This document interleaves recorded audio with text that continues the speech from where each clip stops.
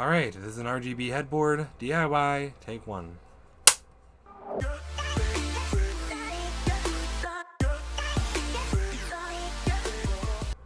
Citations for the night supposed to be stable. My name is Headboard, and welcome back to another unboxing. It's also kind of a DIY. As you saw by the title of this video, yes, you read it correctly, I am going to be adding RGB to the headboard of my bed.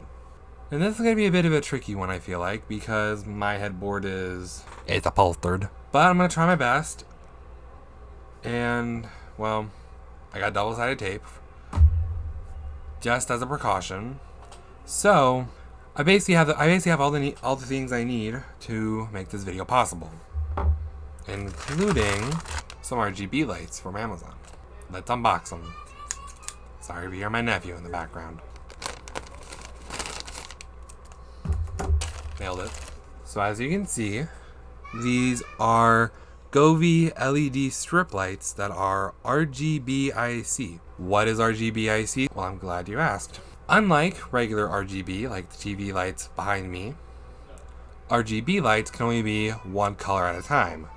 But RGB IC are basically, you can have multiple colors on the same strand at once. Very excited for these. And in case you're wondering, yes, I made sure I got the right ones. For those who missed my desk setup makeover video where I added RGB lights to the back of my desk setup, it's a short, I'll link it up here. I messed up and didn't realize that the RGB lights behind my desk were not Smart App compatible. But these should be Smart App compatible. I mean, they would have to be, I would hope. You're gonna have to excuse my background noise. I'm sorry if you hear that in the background, but we have my nephew, and he's sick, so you might have to deal with background noise for a while. I'm sorry about that.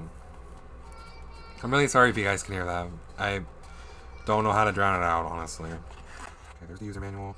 I'm not sure what that is. I'll attach to it.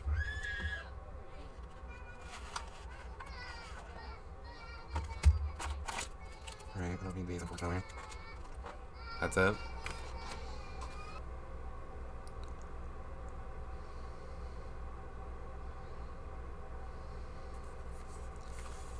Sorry, I'm reading on the instructions. I'm sorry if I'm not talking as much. I'm just trying to get familiar with the Gobi lights real quick. Alright, I think I got it. It's been a while since I've added some RGB lights to anything. Alright, I think I know what to do. So, here are the lights. They should be accurate, but anyway. Before I start installing the Gobi lights, I have to move a couple things that are going to be in the way of me installing the Gobi lights to the headboard. Let me do that real quick. Enjoy this time lapse.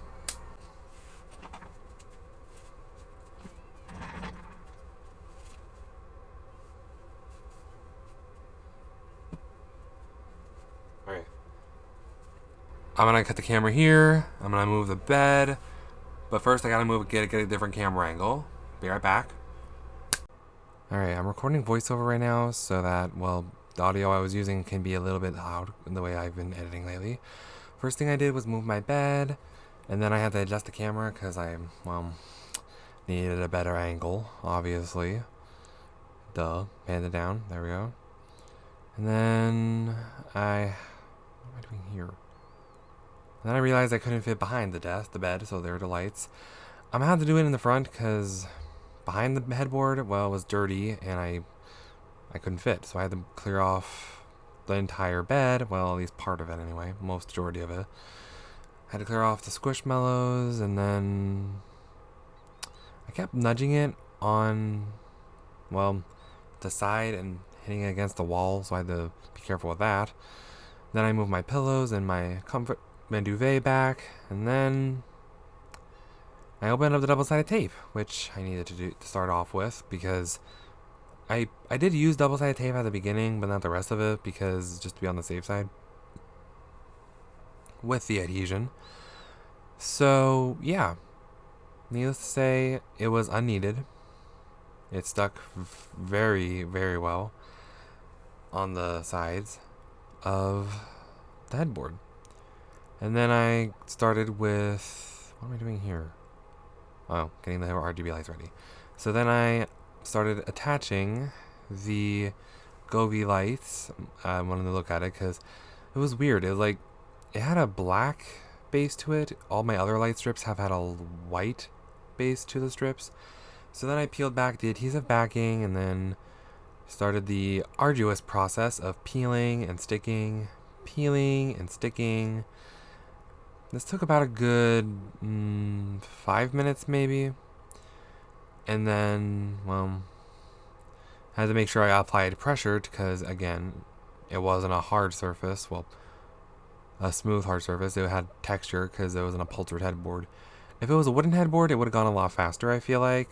But since my headboard is, well, fabricated, I had to make sure I take my time, and also it would have been nice if my headboard had a flat surface, but since it has curves and swerves, I had to basically go along the curve and make sure I get all the lights on those curves and make sure it sticks properly. And by the time I'm filming this, it is 2 weeks later almost since I had applied them. And so far they stuck. I mean, they work pretty well. And the adhesive backing, that is. I didn't even need the double-sided tape at the beginning. So, and I'm glad I made that decision to not incorporate it in the rest of it. Oh, and we're done. So so then I had to plug it in, and this is where things got a little complicated, as I will show you in a minute. I'm gonna be silent real quick. Just watch.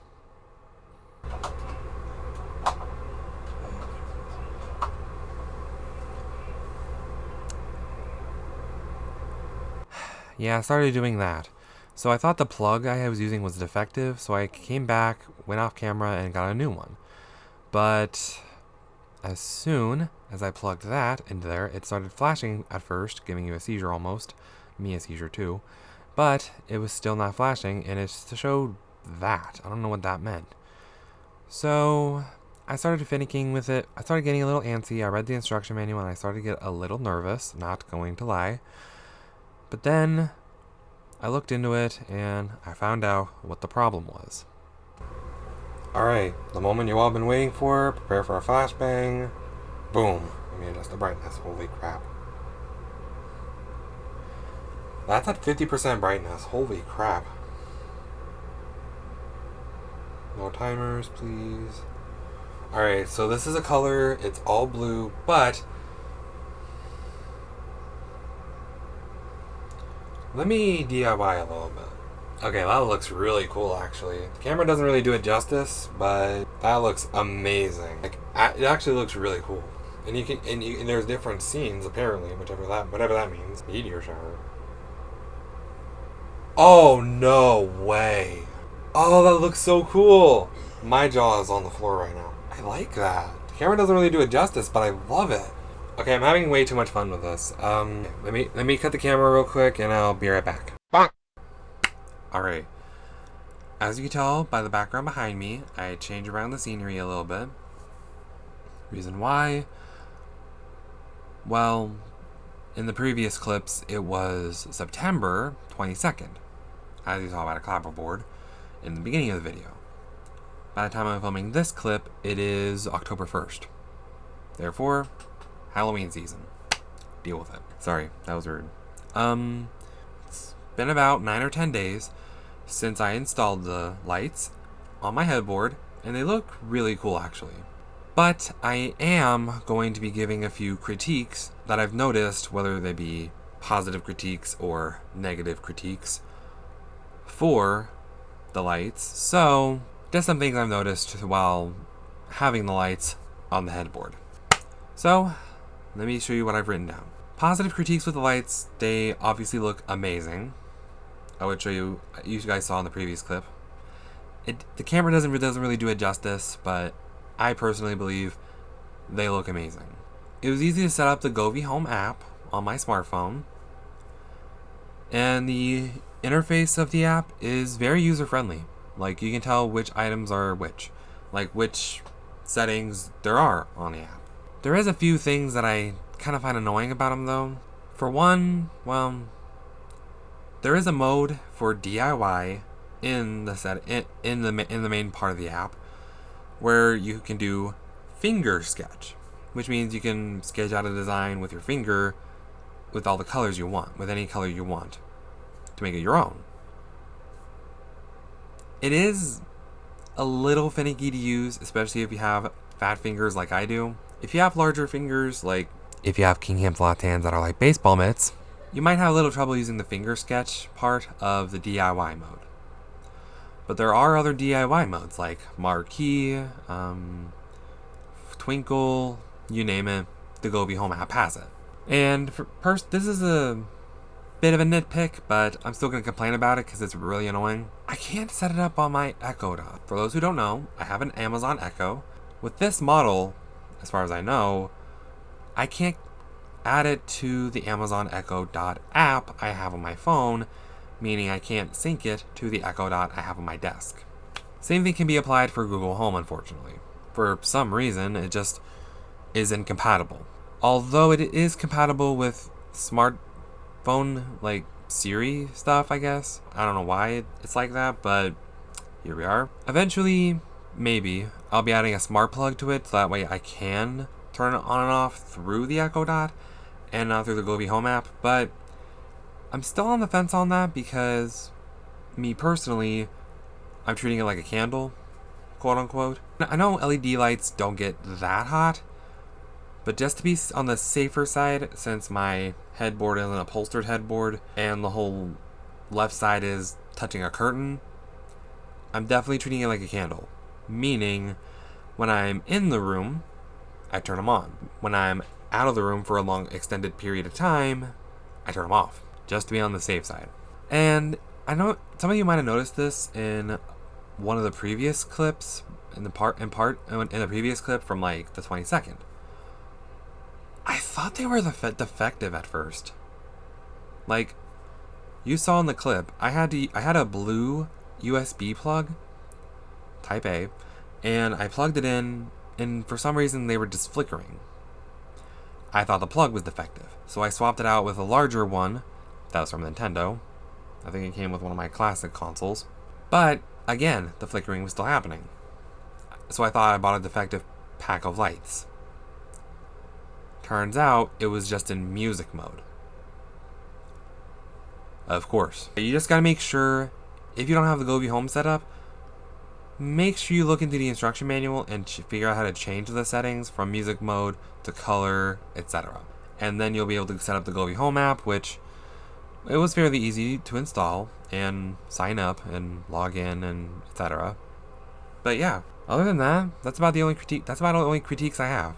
But there is one more thing I'd like to show you guys before I close off this video. I do want to feature a tutorial for you guys on how to use the app and basically show you guys how to what the lights look like while I'm using the app. So, enjoy this split screen tutorial. Be back in a second. Alright, so this is the Gobi Home app. As you can see, I'm doing a split screen. I have the lights under this where it says headboard lights. You can barely see it, but can't really focus on that. So we touch on that, let it pair, and then you turn it on, like so. So this is color, which basically you can have it any color you want within these color selections. And you can select which part of the strand you want it to be the color. So you want that, that, that, and that white. There you have it. Pretty cool, I must admit. And then there's scenes, which here's forest, which pretty cool. And then we have aurora, which is, there it is. Pretty much based off an aurora borealis, or northern night lights, if you will. Snowflake, very cool. Then we have fire, which is basically like a fireplace, pretty cool. And then there's things based off of Christmas lights, like they have different ones based off the holidays, like Christmas, Halloween. Then there's a disco theme, which is kind of seizure inducing, so I'm not going to do that. Carnival, also kind of seizure inducing. But this is where you have the most fun. DIY, which I have it set to spooky lights right at the moment. Then we have living lights, which is a blue and white theme. Pizza time, which is what I had during that mod pizza short, I'll link in the top right corner. Awareness lights, which is autism awareness themed, and that one which I'm keeping a secret. And I have 24 different festive lights because, well, I'll explain in a later video. And with making your own lights, let's make a gaming theme light. Let's name it Gaming Lights. And then you can set it to either your groups of default or festive lights. I'm going to go with default. And then you can do effects like finger sketch, which I mentioned earlier is a bit tedious if you have fat fingers. So I'm going to use marquee to give you just for an example. And we're going to go with... let's go with a ultraviolet purple, cyan, and a pink. Like a light pink? Yeah, I guess I'll do. Magenta. And then if we apply it, boom.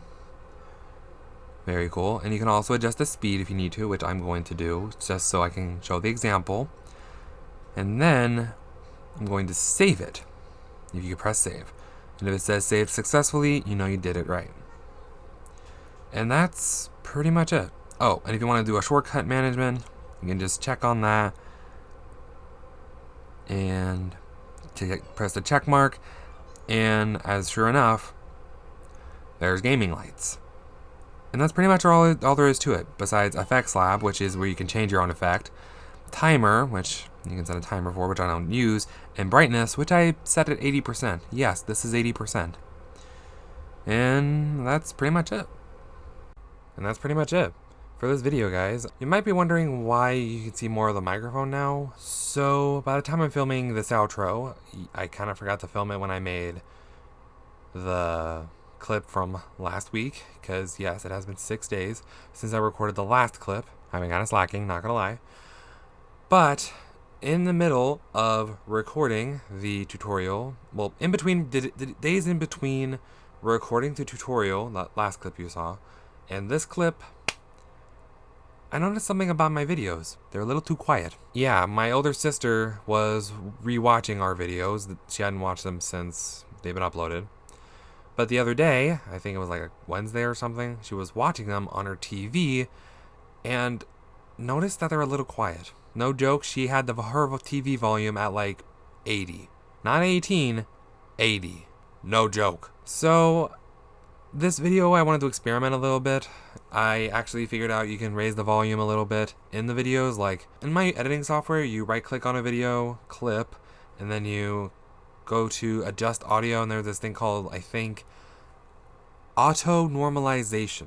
I think it just makes your video louder, but in some cases it was a little too loud. Like when I was the clip of me installing the headboard lights, I noticed it was a little quiet, so I clicked auto normalization in audio settings. Some bits were a bit too loud. So that's not the problem. That's not the solution to my problem right now with audio adjustment. So I thought a quick fix would be just raise the volume of my microphone, a Blue Snowball Ice. And also, I raised it from like an 85 to a max volume, 100%. Hopefully this isn't too loud.